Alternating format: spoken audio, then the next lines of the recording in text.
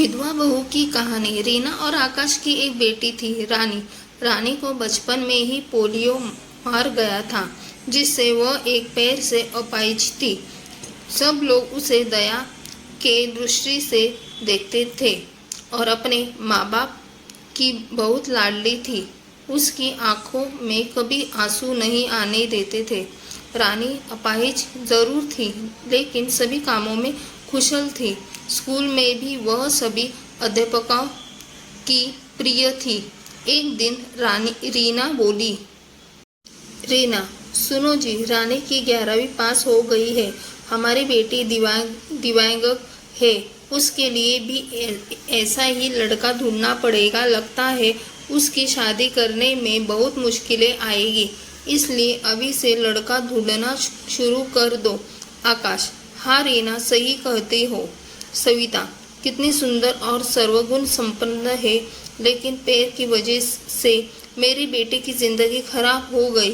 रानी ने अपने माँ और बाबूजी की बात सुन ली। वह पास आकर बोली, रानी, बाबूजी, क्या मैं आप सब पर बोझ हूँ? मेरा पैर खराब है, इसका मतलब यह तो नहीं है मैं किसी पर आश्रित रहूंगी। फिर कैसे हुई मेरी जिंदगी खराब? रीना, मन छोटा मत कर बेटी। किसने कहा कि तू बोझ है?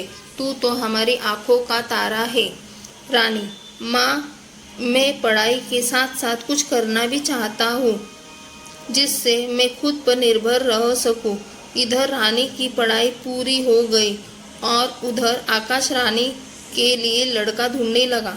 रानी के लिए परेश का रिश्ता आया। परेश रसायन फैक्ट्री में काम करता था। परेश अपनी माँ रमा और अपने पिताजी मुकेश के साथ रानी को देखने उसके घर आया। मुकेश, अरे बेटा, लड़की का तो पैर खराब है। परेश, पिताजी, अगर मैं दिव्यांग लड़की से शादी करूंगा तो मुझे किसी का जीवन संभालने का सौभाग्य मिलेगा। रमा, बेटा, तेरी जिंदगी है, जो भी फैसला हो सोच संभाल कर लेना। परेश, देखिए रानी जी, मैंने आपकी जितनी तारीफ सुनी, मैं खुद को आपसे मिलने से रोक ही नहीं पाया। क्या आप शादी के लिए राजी हैं? रानी, परेश जी, मैं एक अपाहिज लड़की हूँ और आप पूर्ण रूप से स्वस्थ हैं। क्या आप एक अपाहिज लड़की को स्वीकार करेंगे? परेश, रानी जी, जिंदगी भर आपका सहारा बनने के लिए तैयार हूँ, अगर आपको एतराज ना हो तो। रानी, अगर आप तैयार हैं तो मैं खुशनसीब हूँ कि मुझे आप जैसा जीवन साथी मिलेगा। रानी और परेश की बहुत धूमधाम से शादी हुई। चारों तरफ चर्चा थी कि बड़ी भाग्यशाली है रानी, जो दिव्यांग होते हुए भी उसे इतना अच्छा पति मिला है। रमा, बहू, आज तुम्हारा पहला दिन है, इतनी जल्दी कैसे उठ गई? आराम से उठ जाती। रानी, माँ, मुझे जल्दी उठने की आदत है, मैंने नाश्ता बना दिया है, आप सब लोग नाश्ता कर लीजिए। रमा हैरान थी कि एक पैर खराब होते हुए भी सुबह उठकर नाश्ता भी बना दिया। इसी तरह रानी ने थोड़े ही दिनों में सारी जिम्मेदारी अपने ऊपर ले ली। रानी से सभी बहुत खुश थे। रमा, परेश तेरी बीवी लाखों में नहीं करोड़ों में एक है। मैं तो डरती थी कि कहीं ऐसा न हो कि एक दिव्यांग लड़की से शादी करके कहीं मेरे बेटे की जिंदगी खराब ना हो जाए। परेश, माँ, मेरा फैसला कभी गलत नहीं हो सकता। आपसे एक बात कह रहा हूँ कि अगर मुझे कुछ हो जाए तो रानी को अपनी बेटी की तरह रखना। रमा, चल पागल, ऐसे नहीं बोलते। वो अभी भी मेरी बेटी ही है। और अगले ही दिन उनकी खुशियों को जैसे किसी की नज़र लग गई। परेश की फैक्ट्री में जहरीला गैस लीक हो जाने से कई लोगों की मौत हो गई, जिसमें परेश की भी शामिल था।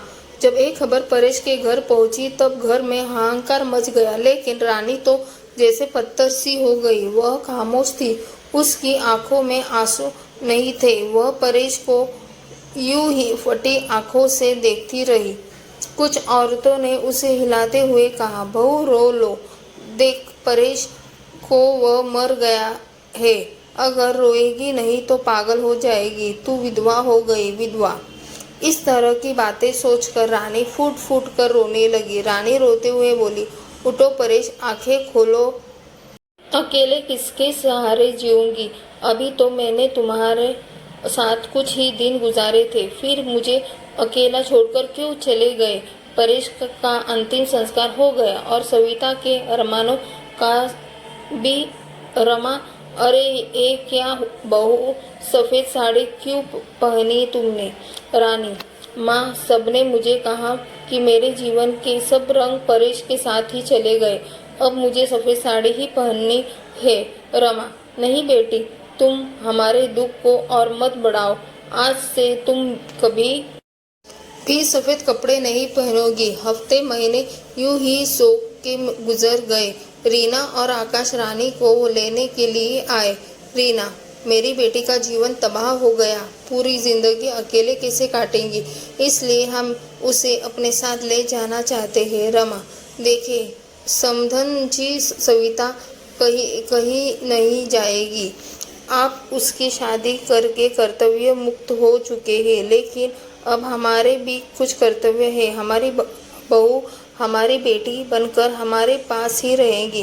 एक कहते हुए रमा ने रानी को गले से लगा लिया। मुकेश, हाँ समधी जी, रमा सही कह रही है। हम सविता को आगे पढ़ाएंगे और किसी लायक बनाएंगे। आप चिंता मत करना, हम अपनी रानी को पलकों पर बिठाकर रखेंगे। सविता, माँ, बाबूजी, परेश इनके इकलौते बेटे थे, अब वे नहीं है, तो ऐसे में भी इनको छोड़कर चला जाओ, ये सही नहीं है। मैं इनके पास रहकर ही इनकी सेवा करूंगी। रानी के माँ बाबूजी चले जाते हैं। अब रानी अकेली थी। उसने अपना सारा ध्यान पढ़ाई में लगा दिया। ऐसे में उसकी मुलाकात गौरव से हुई, जो समय समय पर रानी की पढ़ाई में मदद करता था। गौरव मुकेश के दोस्त का सबसे अच्छा बेटा था। उसका काम के सिलसिले में परेश के पिता के पास आना जाना लगा रहता था। गौरव इंजीनियर था और बड़ा ही सलीन स्वभाव का संस्कारी लड़का था। चारों तरफ औरतें बातें बनाने लगी। एक औरत बोली, अरे देखो कैसी विधवा है, ये सफ़ेद साड़ी नहीं पहनती, पति का जरा भी दुख नहीं है। तो दूसरी बोली, बन संवर कर कॉलेज जाती है, बेचारे रमा और मुकेश का तो बुढ़ापा ही खराब है। तीसरी औरत ने कहा, पहले इस लड़के का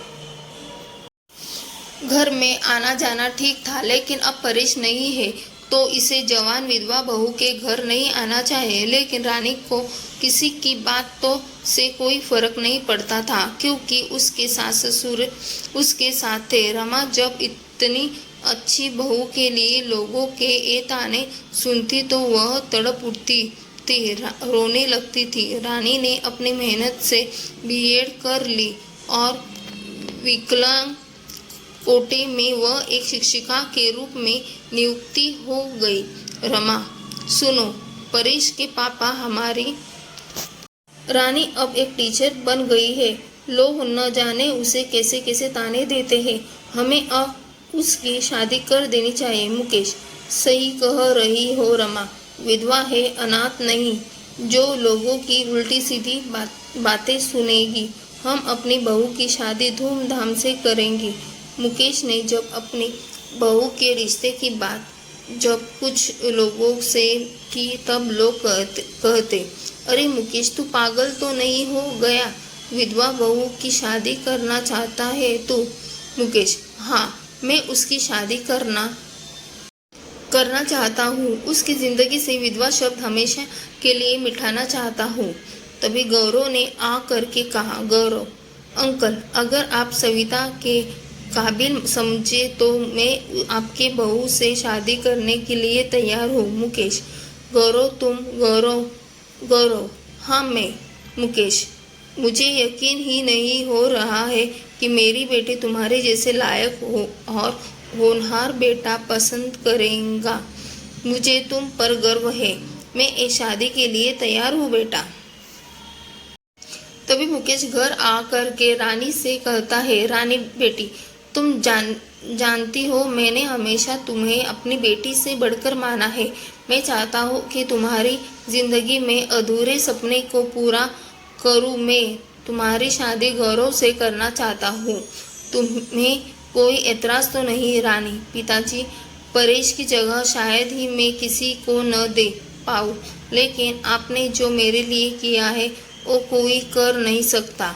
आपका फैसला मेरी सर आँखों पर, जैसा आप कहे मुझे मंजूर है। और फिर रानी और गौरव की धूमधाम से शादी हो गई और सब खुशी खुशी से रहने लगे। Thanks for watching. Subscribe and like.